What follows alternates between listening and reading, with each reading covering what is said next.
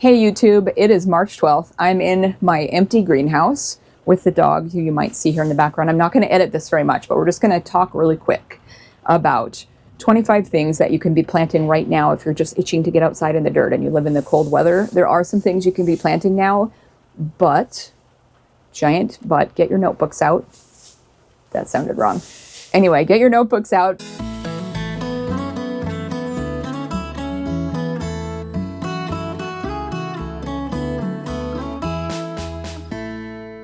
"25 things you can plant now and why I have never done that." I don't plant in March. I spend so much time in the garden throughout the rest of the season. I don't need to be out here in March. It's raining today. It's cold. So if you want to be in the garden, you can. Here are the 25 things, and I will put them on the screen so you'll be able to take notes and keep track. This is what I'm dealing with. Sorry. You can probably hear all that noise in the background. I've got help. Oh my gosh, really? Are you serious? See, this is his bed. We have this set up for him so he can be out here.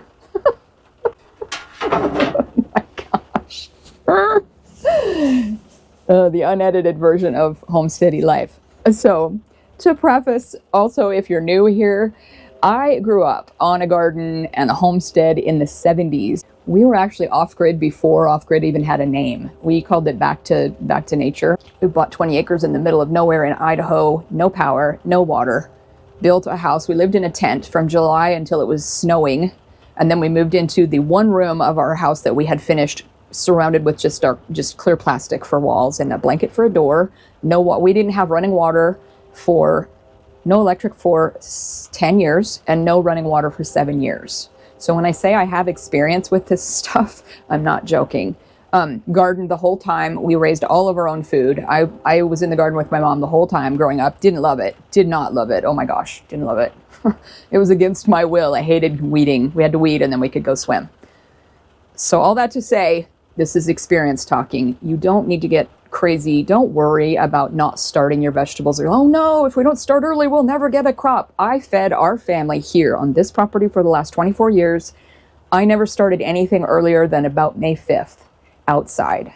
And I didn't have a greenhouse I didn't use this greenhouse until last year. I've used this once. It sat here longer than that.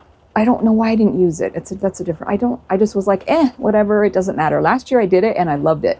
But if you don't have a greenhouse, don't worry about it. It's not a prerequisite to gardening, even in the north. The light system that you'll see in the video somewhere up here is all I've had for the whole time I've gardened on this property. That light system is all we've had. But we're here to talk about what you can plant. If you want to get outside now and plant, there are 25 things that you can plant. You can set asparagus right now and get that going because it takes years to take off and it's a cold climate plant. Root crops. You can do beets, turnips, rutabagas. I don't even know, I've never eaten a rutabaga and I won't eat turnips. But you can put beets, turnips, rutabagas in the ground right now outside because they love the cold weather. You can start broccoli, Brussels sprouts, cauliflower, any of the brassicas you can start now because they love to be that 40 to 60 temp range and they can stand on the other end of the year. I don't know about the seedlings, but they can stand temps under freezing. I had seedlings out here. I'll have to check. I had seedlings out here last year in the greenhouse and it got really cold in here and the seedlings were even still fine. So they can do very cold. Carrots and parsnips you can put outside right now. Again, I just don't. We're going to talk about it. Onions, garlic. I start my garlic in the spring. I'll start it now if I need to. And that is just a simple matter of sticking the cloves in the ground and wait until fall. And I do harvest in the fall, although a lot of people recommend start them in the fall and harvest them the following spring. I've literally never done that. Although I've had garlic over winter and I just find it the next spring. Like right now, I will probably find garlic growing randomly in my garden from last year and I'll just go pick it and probably separate the cloves and just replant those this spring. Any of your leafy dark greens, spinach, collards, Swiss chard, kale, all of those can go in the ground right now. And the celery also you can plant now, which I always thought was more of a tender crop. Mine overwintered. My celery, my parsley, and my Swiss chard all overwintered here this year. And the celery is still growing. So I'll probably have great celery this year. Super strange. Side note. Radishes and lettuce you could start now, and don't plant a row of lettuce right now. Or even radishes. Succession plant those things, especially if you're new to gardening. I've known too many people that are like, I planted a row of lettuce. Please don't do that. How much salad can you eat? You need to just plant. What are you gonna eat through a week? How many heads of lettuce can you eat? So plant, like, it feels weird when you're out there doing it. Plant a few seeds of lettuce, and then next week plant a few more seeds, and then a few more seeds. So you have a succession of lettuce coming ripe throughout the season as it goes. And it will bolt. As soon as it gets warm, your lettuce is gonna bolt. But I still never plant it this early. I don't wanna be out here right now. I garden all summer. I don't wanna be out here in March. Radishes, same thing. How many radishes can you eat in a week? So do the math. It's not like you're going to be preserving them. I mean, unless you're making kimchi or something, don't overdo your radish crop. Just plant. I plant like a little row. I plant radishes in little, like a 1 foot row, and I'll plant like a row. And then the next week I'll plant another 12-inch little section and just pick them as they come ripe. And arugula, and don't plant more than like one arugula. There's only so much of that peppery, nutty plant that people can eat unless you love arugula salads. I just like a sprinkling of it. So like 1 or 2 plants of arugula, you're going to be fine. And it will reseed and probably come back again next year. Lettuce and arugula will bolt and reseed, and you'll have wild next spring. Onions, leeks, those things can be planted now. Onions are cool. Also, if you leave a few in the ground, root crops especially, carrots, onions, garlic, parsnip. If you leave a couple in the ground at the end of the season, then leave them in the ground over winter. And next year, if you had an heirloom variety, the next year, that second year, they will bloom and you can save the seeds. But it's a 2-year process, like a biennial. Potatoes can go in right now too, and I never, ever do it. I think that's all. I think that's the 25 things. So you can get out in the garden right now and be planting these. Or if you have a greenhouse like this, is more like a big cold frame. It's not really a greenhouse per se. It doesn't keep it warm. I put a thermometer out here that I can read from the house. The little piece is here, and the reader is up in the house, so it'll tell me what the low temp is in here overnight. And usually the low temp in here on the cold nights isn't much warmer than the cold temp of the outside air. So really, until it's about 40 in here at night, I don't put stuff out here. I won't be starting anything in here. So all that to get to the part where we talk about why I don't do this. I don't start stuff in March. And again, you can do whatever you want, and you'll probably benefit from it. But I have fed our family of 4 all through having the kids when they were younger and when they were teenagers, all the food. We eat out of our garden. We provide most of our own food, almost all of our meat. We always do. I can't remember the last time I bought a canned vegetable. I can't even, like, I don't know. I don't shop the middle of the store basically for much of anything. We pretty much eaten out of the garden year round with canned vegetables from this garden without starting anything in March. And I went back and did notes on the last 5 years of the garden. I didn't want to go all the way back because I have notes from my very first gardens, the dates I planted, the dates, how much I planted, how much I harvested, when we harvested, how many jars it made us, all of it, because I want to make sure every year that we've planted enough to get through what's called the hungry gap. When you think of eating out of your garden, for the winter, you need to remember that you're not going to be eating out of the garden again until you harvest next year. So when you say, I want to plant enough to eat out of our garden all year, make sure that you're planning for 365 days from the day that you first harvest and pick. So like, how many jars of beans do you eat in a week? If you eat one meal with green beans in a week, you need about 60 jars. Pickles, green beans, anything you eat once a week, you need 60 jars of them from the first jar that you canned until you do it again next year. It's not just get us through the winter.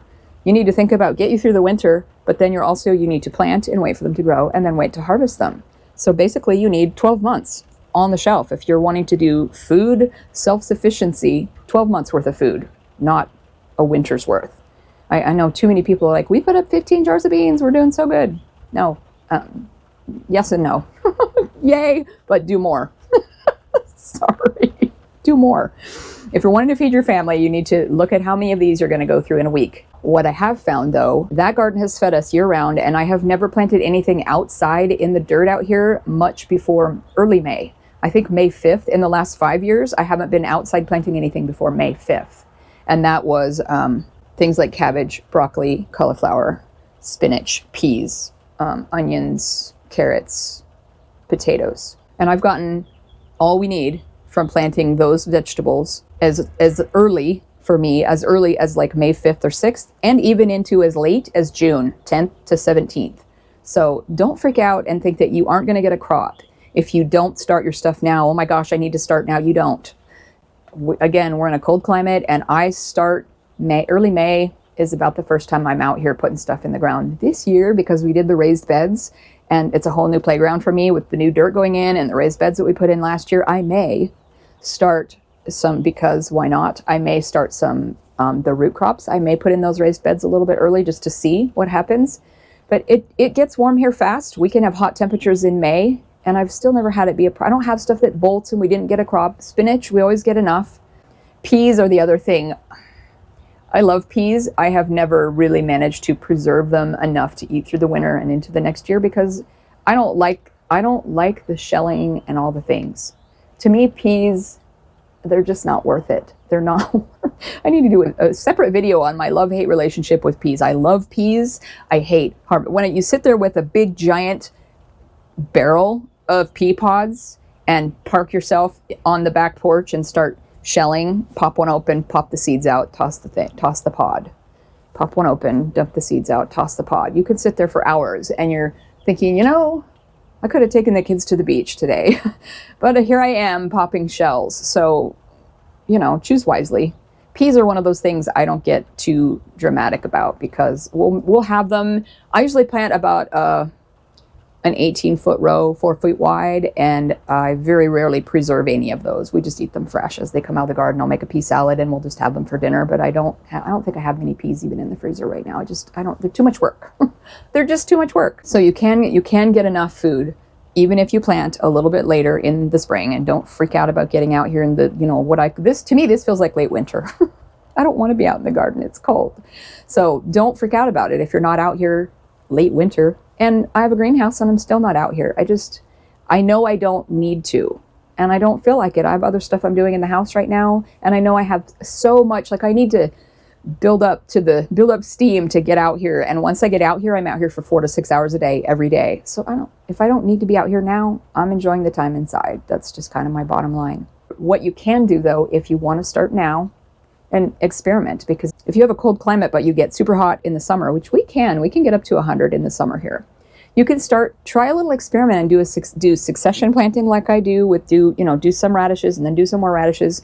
Spinach, I have done double crop on things. So if you plant broccoli and cauliflower and cabbage and things now, I like to just plant it all at once, harvest it all at once, can it all at once, or freeze it all at once, and then I'm done. Instead of double crop. But you can double crop if you want to plant spinach, peas, broccoli, all those kind of things now, and get a quick spring, late spring, early summer harvest before it gets hot, and then start a second crop in the fall, because you'll have that gap where you pull out your spinach and then let that ground rest for a little bit, or plant something that's short season there. So stay tuned. I will try to maybe do a video on how much to plant, because I think that's something that people really find intimidating about gardening, and trying to be homestead and self-sufficient and grow all your own food. How much do we plant? So watch for an upcoming video I may do that is just going to be how much to plant, because again, I have all my notes from the last 23-ish years in this garden. We didn't have it the first year, but all the notes, how much we planted, when we harvested it, how much we harvested, and how many months when did we run out.